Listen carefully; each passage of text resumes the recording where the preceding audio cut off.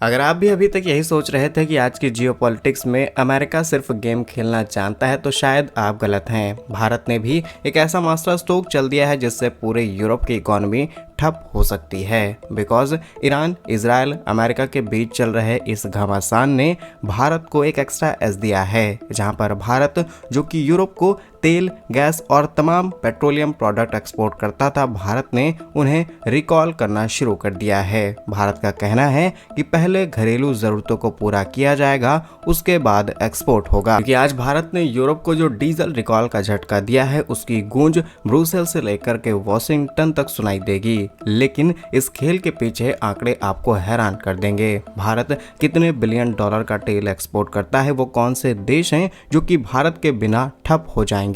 सिर्फ इतना ही नहीं बल्कि हम जानेंगे कि ये 25 बिलियन डॉलर की ऑयल इंडस्ट्री कैसे काम करती है, 450 से भी ज्यादा तेल टैंकर और भारत की रिफाइनरी पावर आखिर काम कैसे कर रही है। यदि आपको हमारा ये काम पसंद आए तो वीडियो को लाइक और चैनल को सब्सक्राइब जरूर कीजिएगा, क्योंकि आपका ये छोटा सा काम आप तक ये जरूरी और सही खबरें लाने में हमारी बड़ी मदद करता है। तो सबसे पहले डेटा समझते हैं, जहां पर भारत दुनिया का तीसरा सबसे बड़ा तेल उपभोक्ता है, लेकिन रिफाइनिंग के मामले में हम चौथे स्थान पर हैं। भारत की रिफाइनिंग क्षमता सालाना 250 से 253 मिलियन मैट्रिक टन है और भारत के अंदर 23 बड़ी रिफाइनरीज हैं, जिनमें से जामनगर यानी कि रिलायंस की रिफाइनरी दुनिया की सबसे बड़ी रिफाइनरी है, जो कि एक दिन में करीब 12.4 लाख बैरल तेल को रिफाइन कर सकती है। भारत दुनिया के 90 से भी अधिक देशों को रिफाइंड पेट्रोलियम प्रोडक्ट एक्सपोर्ट करता है। और अब बात करते हैं उस सवाल की कि जिसने यूरोप की नींद उड़ा दी है। भारत यूरोप को आखिर वो कौन से पेट्रोलियम प्रोडक्ट एक्सपोर्ट करता है जिससे यूरोप की इकोनॉमी पर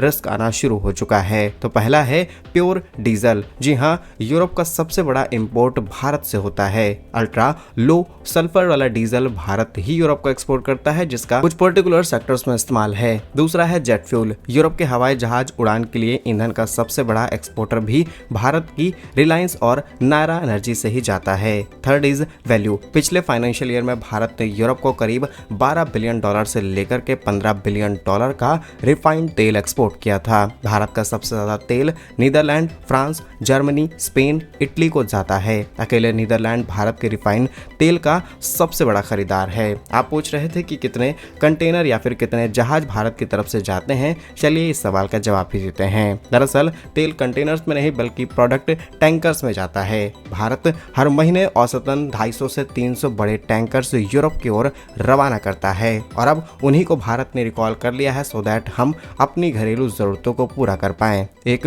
एवरेज लार्जेस्ट टैंकर में 6 लाख से 10 लाख बैरल तेल आ सकता है और ये जहाज अरब सागर से होते हुए लाल सागर और फिर सुएज नहर को पार करके यूरोप पहुंचते हैं। लेकिन हाल ही में ईरान संकट की वजह से रूट न सिर्फ ब्लॉक हुआ है बल्कि भारत ने भी सप्लाई चेन अपने हाथ में रोक रखी है। और आप ये बात जानकर के हैरान हो जाएंगे कि सिर्फ यूरोप नहीं बल्कि भारत का तेल साम्राज्य पूरी दुनिया में फैला है। अब जैसा कि हमने आपको पहले बताया कि भारत करीब 90 देशों को तेल और पेट्रोलियम प्रोडक्ट एक्सपोर्ट करता है, यानी कि 90 देश भारत के ग्राहक हैं। इसीलिए भारत के पड़ोसी देशों की बात की जाए तो नेपाल, भूटान, श्रीलंका अपनी 90 से 100% तेल जरूरतों का हिस्सा सिर्फ भारत से ही पूरा करते हैं। अफ्रीका की बात की जाए तो अफ्रीका के अंदर भी दक्षिण अफ्रीका, नाइजीरिया ऐसे देश भारत से भारी मात्रा में डीजल और पेट्रोल इंपोर्ट कराते हैं। एशिया में ही भी सिंगापुर, जो कि एक ट्रेडिंग हब है, लेकिन भारत के रिफाइंड पेट्रोलियम बहुत बड़े पैमाने पर खरीदता है। और लास्ट ऑस्ट्रेलिया। हाल ही के वर्षों में ऑस्ट्रेलिया ने भारत से भी पेट्रोल खरीद को और ज्यादा बढ़ा दिया है। तो सिर्फ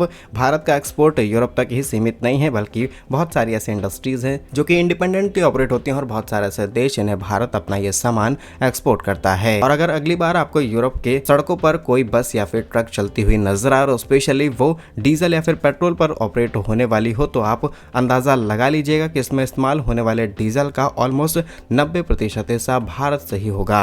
भारत भले ही कच्चा तेल प्रोड्यूस नहीं करता, लेकिन आज भारत दुनिया को रिफाइंड पेट्रोलियम बेचने वाला किंग बन चुका है। फिलहाल भारत का पेट्रोलियम एक्सपोर्ट सालाना 25 बिलियन डॉलर से 30 बिलियन डॉलर के बीच रहता है और यह भारत के कुल निर्यात का करीब 20% हिस्सा है। क्या इसमें खास है, इस बात को ज्यादा जानिए। दरअसल भारत रूस से कच्चा तेल 60 से $70 प्रति बैरल में खरीदता है, उसे रिफाइन करके 100 से $110 में बेचता है। इस वैल्यू एडिशन से भारत पिछले एक साल में अरबों डॉलर का प्रॉफिट बना चुका है। हालांकि अब अमेरिका ने भारत से रिक्वेस्ट करनी शुरू कर दी है कि जो हमें 30 दिन का टाइम दिया गया था कि भारत अब रूस से तेल खरीद सकता है इस पूरे कॉन्फ्लिक्ट की वजह से, ताकि भारत की एनर्जी सिक्योरिटी रिस्क में ना आए।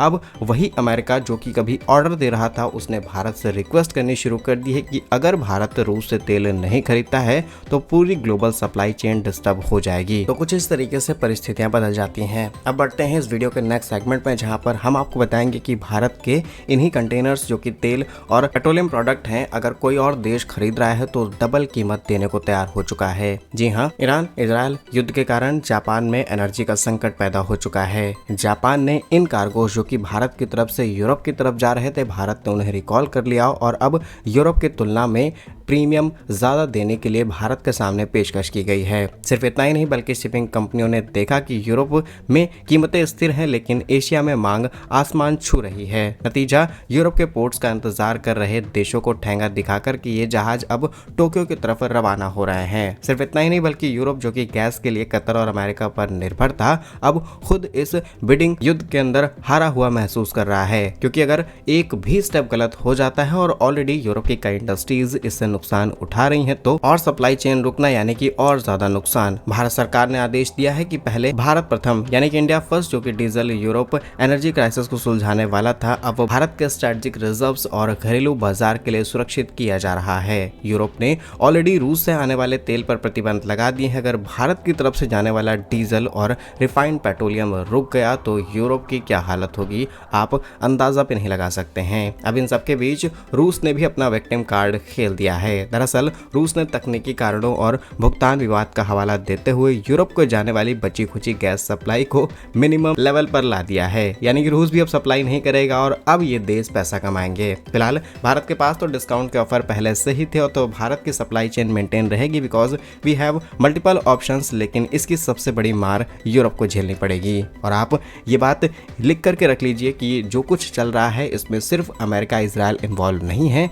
ये वही यूरोपीय देश हैं जो कि भारत के लिए भी कई बार दिक्कतें पैदा कर चुके हैं, भारत पर सवाल खड़े कर चुके हैं कि भारत रूस से तेल खरीदता है और फिर उसका इस्तेमाल यूक्रेन पर हो रहा है, निहत्थे लोगों पर, और तमाम तरीके की बातें, मनगढ़ंत कहानियां भारत पर बनाई गई। लेकिन भारत सिर्फ और सिर्फ अपनी एनर्जी सिक्योरिटी को इंश्योर कर रहा था और अब पूरा यूरोप फंस चुका है। जब यह खबर सामने निकल के आई कि पुतिन ने भी गैस सप्लाई को रोक दिया है स्पेशली यूरोप के लिए, और यह तब हो रहा है जब भारत अपनी डीजल रोक चुका है, एलएनजी एशिया की तरफ डाइवर्ट की जा रही है। रूस दुनिया को दिखाना चाहता है कि बिना उसकी एनर्जी यूरोप की अर्थव्यवस्था ताश के महल की तरह ढह जाएगी। और भारत ने भी पहले साफ कर दिया है कि हमारी कूटनीति अब प्रो इंडिया है, हम वहां तेल और गैस बेचेंगे जहां हमें बेहतर कीमतें और सुरक्षा मिलेगी। डेफिनेटली जापान की तरफ हम तेल गैस बेचते हैं तो कोई कॉन्फ्लिक्ट है नहीं, चुपचाप हमारे कंटेनर्स जापान पहुंच जाएंगे। लेकिन अगर हम वही पेट्रोलियम रेड सी, अरब सागर या फिर किसी और रूट का इस्तेमाल करते हुए भेजते हैं तो डेफिनेटली हमें नई कॉन्सिक्वेंसेस झेलने पड़ सकते हैं और नुकसान भी हो सकता है। अब